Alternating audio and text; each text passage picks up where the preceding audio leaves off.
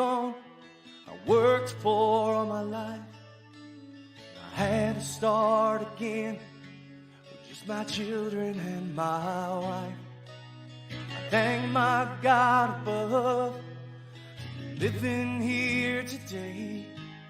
The flag still stands for freedom, and they can't take that away.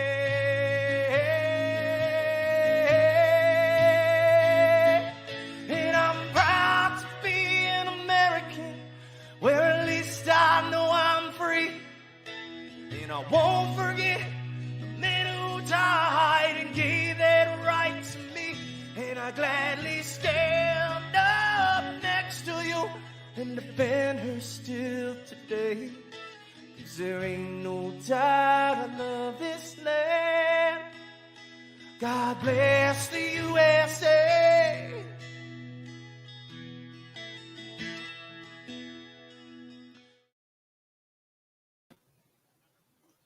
Hi, good evening, and welcome to Citizen Watch, where your voice matters. We are on episode 16 tonight, and I want to welcome my guest. He is the 2021 committee person representing the 21st precinct for the Democratic Party, Mark Flagal. Hi, Mark. How you doing? Hi. Nice to be here. Thanks for having me. Absolutely. So why don't we get started by you telling us a little bit about yourself, how long you've been in politics, what kind of made you want to get into politics, a little bit of background about you. Sure. So I live in Frankfort, Illinois, which is the south suburbs of Chicago. And I moved down there from the city of Chicago over the summer. And I was looking to get involved with local politics. And because I feel like all things start locally, and got involved with the Democratic Party, and there was an opening for the 21st precinct of Frankfort, which is in Will County. Basically, I'm a liaison for the Democratic Party. I talk to voters, recommend candidates, and kind of help in that way. I'm also a lawyer by trade, so that's sort of my outside, what I do on the side, but pretty much 9 to 5 or longer. I'm also a lawyer. Nice. So I have to ask, and it's just a pretty broad question, why the Democratic Party? What holds you to that party? Well, I've always been a Democrat my whole life. My family, they're pretty liberal. A lot of my friends growing up were on the liberal side. So I kind of grew into the party. And I feel like that's pretty common. A lot of people end up becoming what their family is just because they're around it. At the same time, I do believe in a lot of the policies that the party holds. And at the same time, I also have a little independent streak myself, and I'm not willing to, go down the party line on everything, agree with everything. And I do I'm not a black and white type of person seeing it that way. I see gray areas with a lot of things. Awesome. Well, that's definitely a good trait to have. Now, previously we had Zoomed, kind of met each other. You shot me a friend's request and I accepted it. And truthfully, I didn't realize what party you're from, which I don't even care about that. I told you in the Zoom meeting that it's about the person, not the party. And we kind of agreed with that.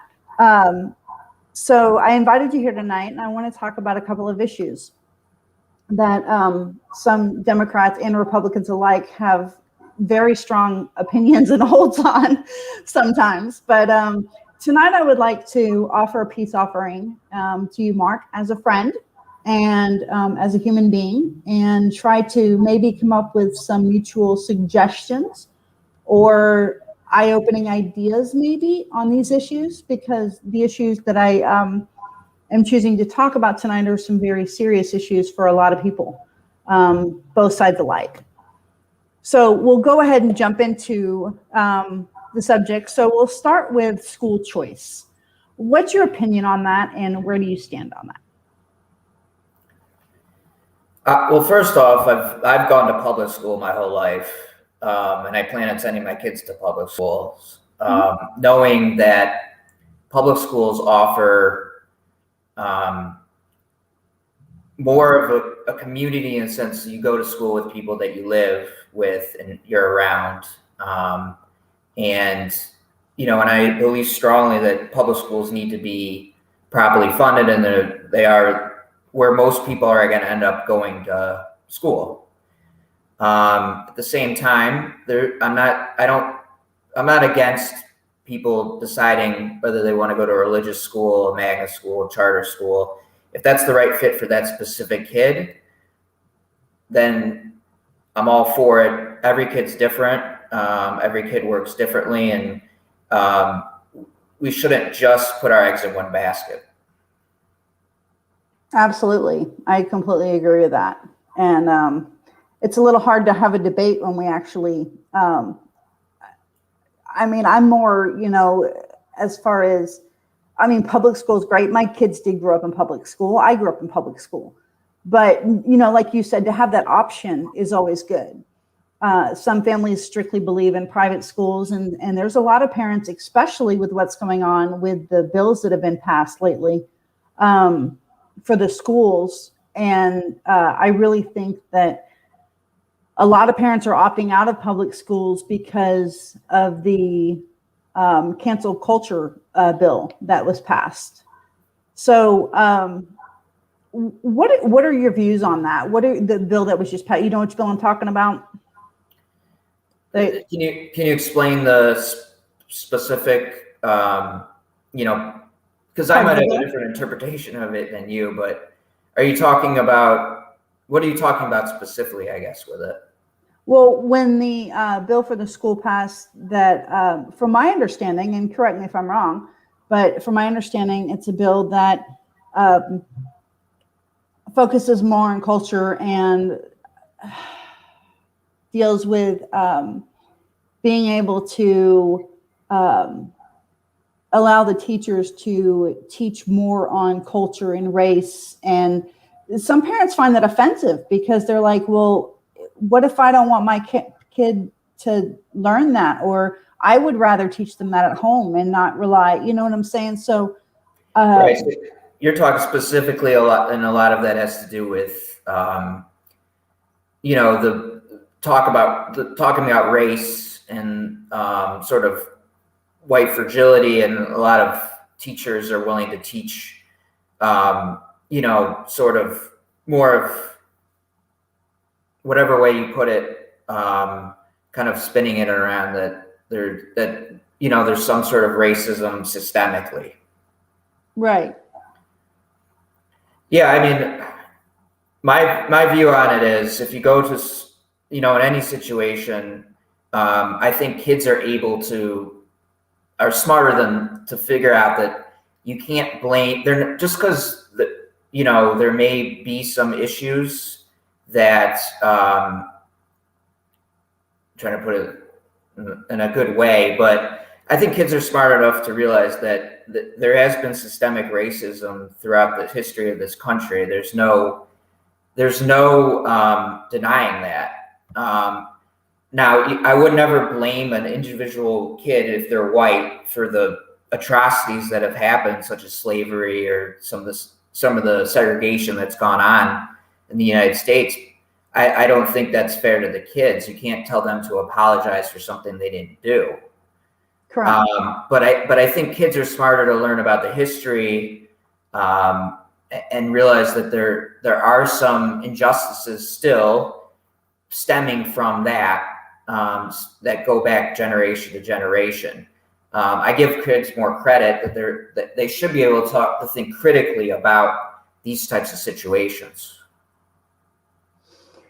Okay, so I guess my only question to that would be, do you agree that it should be forced on the teachers to teach, or do you think it should be up to the teacher on their curriculum and what they believe in? And what I guess that's my point is, I understand what you're saying. Yes, there's been racism for years. We get that. We understand that.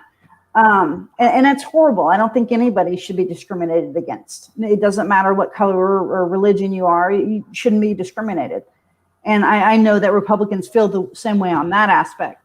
But I think the problem that if you're looking at your side and my side, which I hate that, and you know I don't like that, but systematically, if you have to look at it like that, then I think from the Republican standpoint of view is it shouldn't be forced, it should be a choice. So if we could go back to that bill, and let's just say you and I were looking at that bill, how would we come up with a middle ground? Well, that's hard. I mean, I agree that there should be some middle ground to this, and there always should to most things, in order for everyone to at least have some, say in it. With public schools, for instance, and this would we're only talking about public schools. Correct. In this instance. So it's a little different situation with public schools because it is more on the books type of teaching.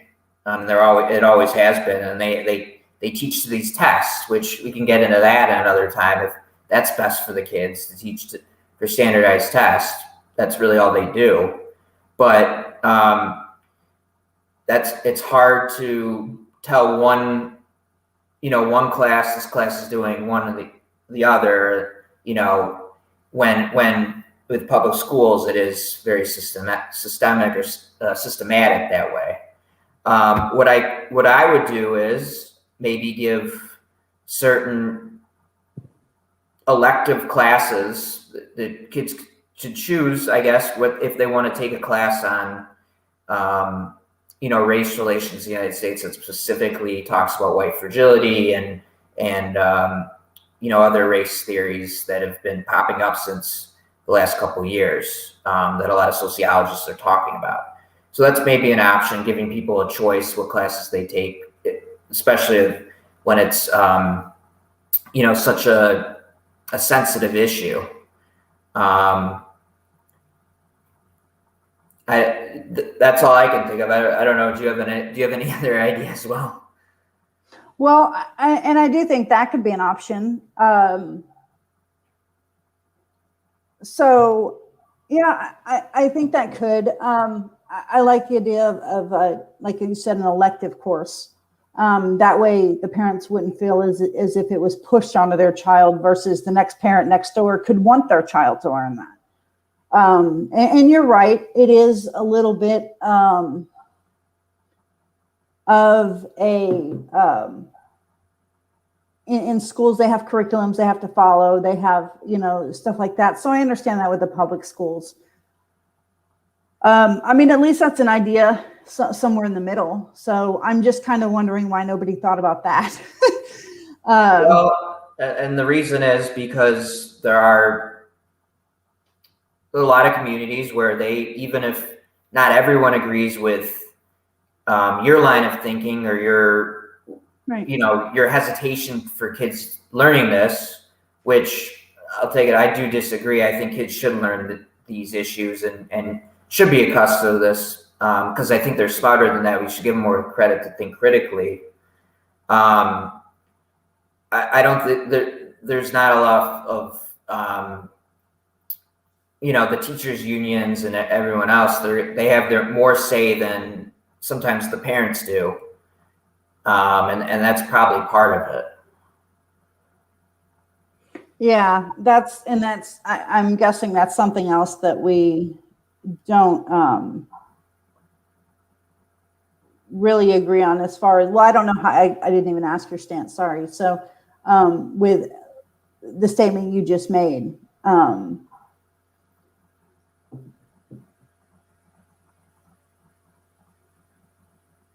I have parents come to me all the time saying, I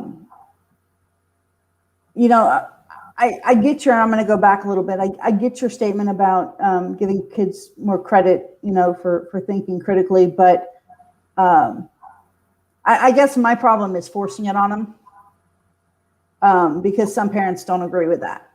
And it's not that, and I'm pretty sure it's not that those parents don't have that, how do I say this? They don't think that their kids aren't smart and can't figure it out. They just would probably prefer to teach them themselves. And like you said about the parents, you know, the teachers union having more say than the parents. A lot of parents have problems with that, Mark. They don't think that the teachers union is the place to decide what's best for their kids when it comes to certain issues. So we'll go, only because we have 30 minutes for the show. So we're going to jump off this topic. I don't want to like beat this dead with a horse, but I do appreciate, you know, at least us meeting in the middle about a couple things, trying to figure out a way to, and you had a great idea, you know, for maybe it be an elective course. That way it's offered there if people want it. But for the people that choose their kids not to have it and choose to teach themselves at home, then they don't have to, you know, they're not forced to do it. Right. And just one last point. I mean, I think that if it is an elective course, something like that, it's sort of a test run. Maybe it works for, you know, it works that way. Maybe it doesn't, but at least, you know, you're kind of allowing the parents to at least have some say, you know, in choosing what their children learn. Absolutely. And I think, you know, I mean, we're both parents, obviously, so we both have kids, but, you know, as a parent, it's funny because my mom's a teacher, or she was before she retired. She was a pre-K and kinder, even though that's little guys, but still. The odd thing is at one point we have to trust the teachers on what their job is to teach our children. But on the other side, I still think parents should have some kind of say as to, well, you know, it's kind of like the whole sex ed class. They have to sign a waiver to do the class, or at least back in the day, maybe not now, but back in the day they did. And so it gives the parents a little more pull with their own children. So I think that's important. Okay, well, we will stop beating that with a dead horse, and we'll get over to gun control and House Bill 3653. So we have got I've got a chart that I want to look at, but before I do, I want to, we can actually pull the chart up. But before we pull the chart, well, we go ahead and pull the chart up, that's fine. So what is your opinion on this bill, first of all, and where do you stand on it? I think it's a good start. I think, well, first, and I know we talked about this before, I want to say before we get into this that I really do value the police. Absolutely. I think they're very important. I'm thankful for them. I respect them and what they do every day. They put themselves on the line for us and our safety, and are more honorable than I'll ever be. You and me both. So when I'm critical of, you know, certain things that have been going on or systemic issues, it's nothing against any individual police officer or anything like that. Right. What I feel like about the bill, though, is I think it's a step in the right direction. Like all industries, no matter what, every whether you're in business, law, finance, whatever, farming, every industry needs to modernize and see and recognize issues that do occur. I think the bill generally will allow more accountability and more insight of what's going on. And there's certain things in it that I do agree with in terms of no-knock warrants and other things as well. So I think it's a step in the right direction. Is it perfect? No. But nothing's perfect at first. And I think as time goes on, there'll be amendments to it and whatnot. Right. Well, so as far as this, this House Bill 3653, you're aware of the bill, correct? Is that the one that just passed by? Yes. Yeah. Yes, by the governor. The governor just signed. Okay. It was So- signed today, wasn't it? Yes, it was signed Yeah. at noon today. Yes. Mhm. Okay. So I have some real concerns about that. And I'm going to kind of voice my concerns one by one and kind of get your intake and input on it. So we'll start with critical situations. Now, this was put out by the Illinois Sheriff's Association. And here's their concerns with it. Critical situations. There's an active shooter at a local high school. Police arrive and the suspect flees the scene. Uniformed officers catches up to the suspect, who's still armed and no longer actively shooting and forcibly resisting arrest. The officers know who the suspect is and can be identified and apprehended at a later date. The officers cannot use force against the suspect, even though he just shot people moments ago. Now, having a family, this scares me. Knowing that this can happen and the police have their hands tied about, oh, we can get them at a later date. What is your opinion on that specific situation from that bill? Well, of course. I mean, I would be the same way. I would. That would be horrendous if that happened and that actually did occur. Whether in practically that actually would happen, there has to be there has to be a little bit more common sense that, in different situations amount to different things. And whether police officers take risks every day. Absolutely. They have to make decisions within the blink of an eye. Right. I think most wouldn't follow that, even though they're supposed to follow the law. But I think that there is, they're there for the community and they would want to help the community. Right. And so I'm going to say something real quick because our comments are flooding. So we are not going to do questions right now. We will hold them till the end, guys. So if you have a question for Mark and I, it's okay. Usually people on my show are nice. They have respect. So they'll voice their opinion, but they got respect. So it's all good. I respect everyone too. I know. I know they're hot topic issues. So they are, but it's issues that really need to be discussed. So guys, if you will put your questions in the comments and we will get to them at the end. And the other thing I want to discuss when you hit a trigger point, before I get to the rest of this chart that I want to read off to you, I want to ask you, because we had talked about this in the Zoom and we actually agreed on it. And you had come up with a great idea that I actually agree with. So you were talking about community policing, right? And what does that entail? Well, let's start. Do you remember that conversation? I asked you if you supported law. Okay, so can you reiterate what your idea was and what we had talked about as like kind of a compromise? Well, it wasn't really a compromise. It was sort of your idea. And I'm all for community policing. I think that's the best way to have safe streets and better communities. Just the police live in the area that they patrol. They're more likely to, understand different situations that occur, understand who's who. They know everyone. The citizens have a better relationship with the police.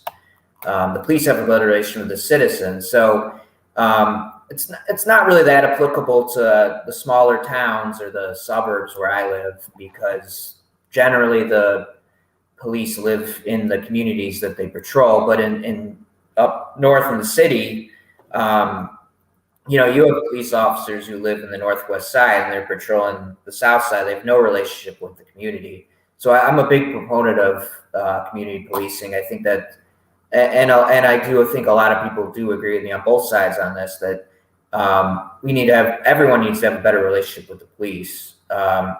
They should be involved not only in patrolling the streets, but also out in restaurants where the community is, at softball games, whatever, etc. So that is important, and I think most people would agree to that, no matter what side you're on. Well, I'm all for seeing a police officer at a ball game or playing basketball with the kids, or throwing snowballs at people. I saw a couple of Facebook posts, so that was pretty cool. I do agree with the police interacting with the public more, especially like I used to live in Peoria. That could have helped a lot. So we're going to go back to this chart a little bit, and I'm going to try to read. So back to this House Bill 3653, and we're just going to hit 3 more points, and then we'll get off that, and we'll move to the next subject. So disorderly conduct. You own a local store, and an individual is causing trouble. The suspect is being loud and yelling obscenities at customers. Police arrive and realize he's disturbing the peace of the store. The suspect will be issued a ticket, a court date within 21 days, and officers will leave. The suspect cannot forcibly be removed and the store owner is left with the same problem. Do you not see a problem with this? I mean, obviously I see a problem with it. I'm not for I'm for stopping the bad guy or whatever. I mean, right. First off, these situations, I don't know. Again, I don't know how this applies specifically to the bill. To be honest with you, I'd have to read how this relates. Right. But, and like I said before, it's not a perfect bill. There's going to be tweaks to it eventually every year, as they go to, as they can amend it and add certain provisions to it to make it more, better for everyone. But obviously, I don't agree with that. No, I'm not gonna say that that's something that's why I like the bill or that's why the bill's important. The bill serves a specific purpose to reform certain aspects of the police department. And if the 2 situations that you just brought up, if that keeps happening because of that, I'm sure the bill will be amended or even revoked. Right. So we'll move to criminal trespassing. And the only reason I'm bringing these up is because these are problems that the Illinois Sheriff's Association sees wrong with the bill and the problems that it can arise and cause. So you arrive home and notice an unknown person sitting in your backyard. You call the police and wait for them to arrive. The police confront the suspect and he refuses to leave. The individual cannot be arrested and no force can be used to make him leave. Only a ticket can be issued. So that's essentially telling me if someone breaks into my backyard and is sitting there, he's a trespasser, which would normally inform, okay, they're told you're trespassing, you need to leave. If they don't, they go to jail, correct? Is that basically how the law worked before? I think that was the basic law, was if they refuse to leave, they can be arrested. Right. They can be arrested. Well, with this, it's completely different. They can't even make them leave. So how safe is your home with this? How safe are your children if the cops can no longer make them leave because of this bill? Well, obviously it's not safe. If you read it just like that, of course that sounds horrible. I don't necessarily agree that bill will stop. The police will just be idle and just let the guy stay and issue the ticket. I think that there'll be other things that the police can do to get him off the property. This doesn't erase criminal code going back to hundreds of years in Illinois. Right. And you're a lawyer, so how does that work legally from a lawyer standpoint of view? If you're an attorney. So I can't. What was that? Oh, I was going to say, so you're an attorney, correct? I'm an attorney. Yeah, I don't practice criminal law, so I can't really give advice on criminal law. I'm more on the civil side. But what I can tell you is that, like I was alluding to before, there are other aspects of the criminal code that a police officer can try to find to get this guy off the property. This isn't the only criminal law that exists at the time. So will it make it more difficult? It could, and we'd have to see. We're going to see how it plays out. We'll see if crime's up and everything else. It's just a matter of time before we find out. I do respect the sheriff's office's opinion about what will happen. I understand their concern, but I don't necessarily agree that these scenarios will just happen, all the time because of this new bill. But we'll see. Right, and these are just concerns about possible scenarios. Right. So, and that's what's brought up.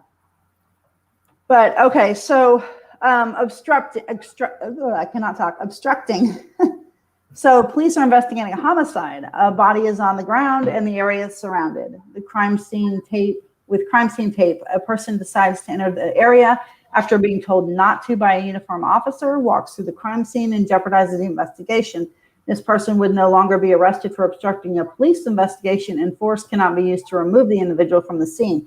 So again, with this scenario, just a possible scenario, you've got someone walking through a crime scene, possibly jeopardizing the entire case. And because of this bill, this is possible to where they're not made to leave. So, I'm kind of wondering your take on that scenario. I mean, I know you don't agree with it, obviously, but. Yeah, I mean, say that an obstruction of justice is a very important thing to maintain in our criminal justice system with that. And so obviously if that happened, that would be horrible and horrendous. Like same answers before though. Right. You know, we'll see what actually happens or how it's applicable. There's some things and especially in the law where, you know, it's not black and white. You know, maybe it hinders certain situations. Maybe it backfires, like exactly like the scenario, or maybe when it plays out exactly like it was before, it has no effect on it. So we'll find out, but I can't disagree with you on that. That's horrible and that should not happen. Right. And so, but, you know, and I'm concerned because doesn't that force the citizens' hand to defend themselves with this bill being in place like that? Well, the bill. Because if they don't have, if the police are tied, if their hands are tied with what they can do with this bill, my concern is it would inevitably force the citizens' hands, because if I own private property, someone's on my property, they won't leave. Well, I mean, you know what I'm saying? Does this bill, do you see this bill forcing the citizens' hand to defend themselves? Yeah, I mean, well, we already have stand your ground laws anyways, which are important. You know, you should have a right to protect yourself in your own home. Absolutely. So whether that will cause more people to have to protect themselves in their own home, this bill, from reading it, I don't actually have that concern for the reasons I stated above, that I think that there are other means in the criminal code that the police can protect its citizens. But we'll see. And I said it does, and there's no doubt about it reading the bill just in its face that it does limit the power of the ways the police could use force. And I see people's concern in that sense.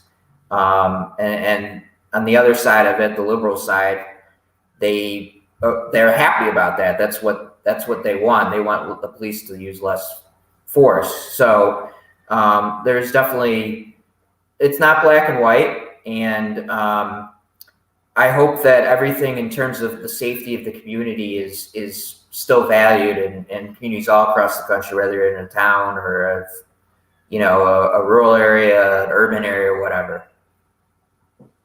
Absolutely. Well, we're going to jump to the next subject, and this is going to be our last subject, and then we're going to take some questions, if that's okay with you, Mark. Okay. And again, I do respect and commend you from coming on here. It means a lot to me just because I like to get everybody's point of view, no matter who you are. That's important. That's the title of my show, Where Your Voice Matters. So, okay, this is going to be a little bit of a tough one, but we won't try to beat it too hard. Immigration. So, I got some numbers for you. And before I start with those numbers, I want to ask you what's your opinion on the immigration laws and how they stand, what is in play now, how you feel about it. Well, first and foremost, I would love to see, and it just hasn't, throughout administration after administration, they've talked about immigration reform, some universal bill that would solve, or at least help solve, some of the issues that we've had for a while in this country on the side of immigration. I'm not for illegal immigration. I'm not for open borders. I think a lot of that's rhetoric, that you're either for one side or the other. Of course, I'm not for criminals breaking in and coming to this country illegally. But it's not black and white to me either, because there are a lot of kids that come over without any choice. They're left in this country, that it's at no fault of their own. And this is a country of immigrants. My grandmother came from Eastern Europe as an immigrant. And our country is only stronger because of the fact that we can come here to this great land and prosper because of, the freedoms that we have. So we have to value immigrants if they come legally, and especially if they come illegally, but through no fault of their own, or in certain situations as refugees of living in gang land in Honduras or El Salvador. We have to respect that they're coming here most of them are coming here for a better life. So that's my opinion just generally about it. So before I get into these numbers, because I may not even have to get into these numbers if you actually agree with me. So you have no problem with people doing things legally the right way, getting their citizenship and becoming a part of this country. But so do you not agree with the Democratic view, I guess I'll use air quotes because I guess you may not believe this. So what we perceive as a Democratic view, and what we've read and what we've heard, is that Democrats are okay with certain undocumented immigrants. And I guess that's kind of what you were talking about with the kids or refugees. I mean, I don't really know. I've never really, well, I have a little bit, but I don't really know where my stance is as far as, like, I guess if someone's trying to flee from a very violent country and trying to have a better life, I still think they need to do it legally, or there needs to be some kind of process, not just let them in. But between 2011 and 2015, I believe, there was 25,000 homicides, 42,000 robberies, 70,000 sex offenders, all from immigrants that were allowed in the country. And the Democratic stand, or at least for the most part, is, from what I understand, and correct me if I'm wrong, but is their view on it with those kind of staggering numbers is dangerous. I think, well, obviously those numbers are horrible. One murder is horrible. I mean, I'm not gonna say that. Absolutely. Yeah. My stance on that, I don't think that's what the Democrat. I'm speaking as a citizen here, but. Right. I don't believe that's what the Democratic Party actually believes, that's okay to sacrifice. It's okay to have immigrants coming illegally to commit crimes. I think the party understands that, like I said, kind of alluded to earlier, that there's certain situations that no matter what we do, people are going to come in illegally, and we're going to have to do something with them, essentially. And that's where I go back to, some sort of universal immigration reform, which we need right now to kind of solve these issues. Because right now there's so many people in grace periods. They don't know where they're going to, what's going to happen to them. So I don't believe that the Democratic Party actually would allow or agrees that this is okay. Of course, if people come illegally and commit crimes, that's horrendous. It should be stopped. These people should be put in jail. But to me, that's rhetoric. It's not reality. And in fact, if you look at most studies on these issues, immigrants actually commit less crimes than regular citizens in general. They want to stay out of the limelight. They don't want to get sent back to their country. They're not willing to risk that by committing petty crimes, anything like that. So I don't know where these statistics. I'm not saying they're not true. They're probably true. Those are the numbers. But relative to other people, actually, immigrants tend to stick to themselves and don't commit less crimes, are less dangerous than the average person. In fact, now we have a net. We don't even have as many people coming in anymore than we did before. I think the numbers are much lower, just because of the pandemic. Also, there's less jobs now for them. So immigration in itself, to me, coming through the border isn't my biggest concern. My biggest concern is the people that are here right now. The dreamers who came over with no fault of their own, and they don't have the same rights as citizens who do have more benefits to living here. Well, I'm definitely all for if immigrants want to come to our country, as long as they're doing it legally and through the process that we created. Because, the Democrats are big, well, and Republicans both. I'm not just going to say Democrats because that's just a lie. Both of them want to lean on our government as far as, okay, this is how it works. This is the law. This is what the process is.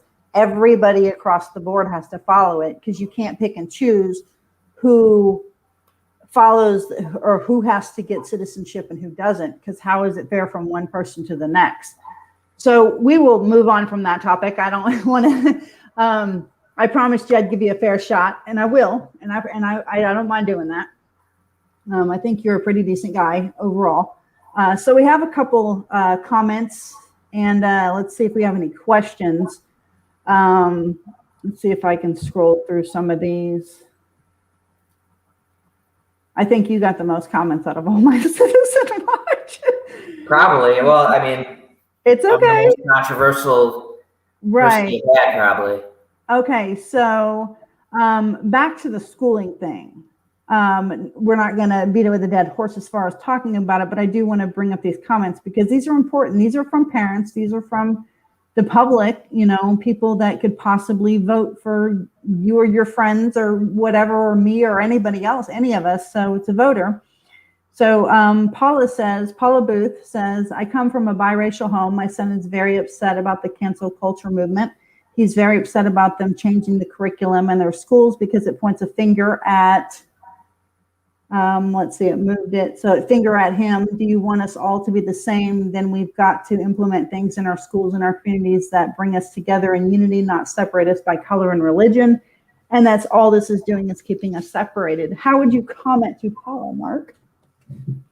Well, I'm not actually that big of a fan of cancel culture myself. I think it does. And that's kind of why I kind of wanted to come on as well, because I feel like a lot of people that do on both sides that have want to express their opinions kind of get beat up by the other side. If right. You don't agree with me 100%, then you're on the other team. You're wrong. And I don't think that's a very constructive way of living. It's kind of, we live in like a got you culture. Oh, you said this, what about this? It's about winning the argument, and it should be coming up with solutions. So I really respect your show and your you as a politician. I do, although we don't agree on probably most things, I respect you just as a person. So I appreciate you having me on. In terms of dividing us by sort of going back to, can you put that up one more time? Sorry. Sure. Let's see. I gotta go scroll down there you go. So, and I have heard this concern that, if we we kind of label people a certain way, or we separate people by color and religion, that you create a kind of a not ideal situation. And I'm for teaching, that we're all, God's children, that we're all equal and under the law and equal under everyone's eyes. The school curriculum situation to me is just more learning about, like any other class, like sociology or history, issues that involve that have gone on in this country that, I'm not going to say that this country's been perfect. I don't think anyone could. It's the best country in the world, but we have had issues. So these are just kind of addressing issues that haven't been talked about because of, I think, a lot of people have been felt awkward about talking about race, or can't have trouble talking about race. This sort of just opens sort of the gateway into having that dialogue, and not singling people out, or not trying to make other kids feel bad for what their ancestors did. That's just not constructive either. But just having an understanding of history is important to me, and I think important to what I want for my children to know, so we can move forward eventually. Because we're not gonna move forward by not learning from the past. Well, and I do agree with one aspect of that. I believe we have a history class for a reason, and we do need to learn about our histories and move forward. But so we have one more comment about the school thing from Pam Madigan, or Ben Madigan. It's probably Ben. We don't want our grandchildren being taught curriculum that we think is harmful to them. Example, reparations, shared bathrooms, hatred towards whites, anti-God, etc. How would you respond to that?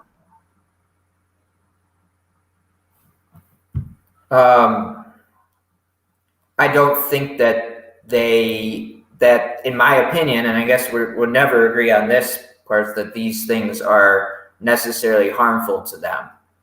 Like I alluded to earlier, that, right. We have kids. It's important. The most important thing a kid can learn in school is not calculus or algebra or whatever. It's thinking critically, and I think schools need to emphasize more empathy and also social intelligence or emotional intelligence is important. And these sort of things, if you teach these kids these certain things, they can grow into having empathy. They don't even have to really necessarily agree with what school's saying, but at least have the option of having a different point of view. Well, and I'm going to shoot this comment up, and it goes to what you were saying as an option. It could be an elective class. So Paula Booth says, then it should be a civil rights class, I believe, and parents should attend before their children or with their children. Would you agree that that could be an option? Sure, I think that would be great. I think that the parents need to be involved more with these, if they're going to have classes like this, because if my kid came, and my kids are young, so they're not in school yet, but if they came home and started talking about what they learned and I had no idea what they're talking about, and those are serious issues like civil rights, I'd like to know what was going on. So it'd be nice if the schools had sort of a orientation for these types of things, and especially if these classes are new. And these are we're talking about subjects that were never taught in any school, no matter where you were. So this is all new stuff and powerful stuff. So that would be a good idea. I think that would be important. Absolutely. And we're going to go to Nick. I cannot pronounce your last name. I apologize. How about Illinois being a sanctuary state? What do you think about that? Well, I can speak for Chicago. I guess, is Illinois a sanctuary state? I know Chicago is a sanctuary city. I think just under the law that the cities or local governments have, and states do have the right to be sanctuary cities if they want to, if they have the political, the votes there. Chicago, just in general, I can't speak to Illinois, but Chicago in general is a very different population than most of the rest of the state, in that we do have a large immigrant population, and a lot of families that are mixed, both with immigrants, non-immigrants, undocumented, etc. So it's not a black and white situation where you're going to have families that are ripped apart because of, you know, ICE coming into these cities without these sanctuary cities. So, like I said, it all goes back to, we need comprehensive immigration reform that can address these things, because right now we're just sitting in idle. We have sanctuary cities, we have tough border control in Arizona on the borders. You know, every place is different, and it makes it chaotic, and people like to know what's going on no matter where they go. Absolutely. Well, that I can agree with you on. I'm going to ask you a final question, and it's kind of my question. So if you had any advice that you could give right now to bring Democrats and Republicans together, what would it be? I know that's an open-loaded question, but just something simple, something that could bridge the gap a little bit. Right. Well, I would like to say get rid of social media, but I don't think that's going to happen. But I think keep having these conversations like we're having. Yeah. I think liberal people are in their own bubble sometimes, and I think there's sort of some of the blame for that, especially out in the East Coast, that they won't even engage with, people in other areas because they think that their side is right and the other side is wrong. Right. And that's I love Paula's awesome. Nick too. Open dialogue. Go ahead. I'm just reading the comments. Sorry. No, you're fine. But I think, we need to bring people together. People need to be open about that and understand people come from different backgrounds, different families, have different viewpoints, but keep talking. I don't think we should idolize individual politicians, and I'm not going to name them because that's okay. But I think that has been a problem, that we put all our eggs in like a basket of a couple guys from Washington or whatever, and we don't really talk to that regular people. I mean, when we talk to regular people who have to struggle every day, have to do their own, have issues that they want individually resolved, we understand we have more empathy for each other. So that's important. So I think that's a starting point, but it's going to take a while to heal. I think this country's very divided, more than I've ever seen in my life. I'm not old, but even I've been around. I've really liked politics, since I was like 10 or 11, and so even the Bush years weren't as divided as this. So I think it's going to take some time, but if we keep having these conversations and we elect the right people and people that represent the people, I think these things can slowly, incrementally change. Absolutely. Well, we can both agree on that. So I'm going to end with that. We went way over time, but it was so worth it. Yeah, thanks for having me. This is, absolutely, Mark. And I want to thank you for coming on my show and giving us your time as well. Because your time is just as valuable as mine. And we're going to welcome Mark back March 1st. Is that correct, Mark? Sounds good to me. Okay, so March 1st, we're going to have our second roundtable. So we're going to have a lot of our previous guests, including Mark, in on it. So it's going to be very interesting. As always, show respect, get respect, and treat everybody like God's children. And Nick, you're right on. It all has to start at the local level. You guys have a great night. God bless. Stay safe and warm. Mark, blessings to your family as well. Same to you. I will catch you later, and we will see you on March 1st at the roundtable. All right. Have a good night. Thanks. You too. Bye-bye. Bye.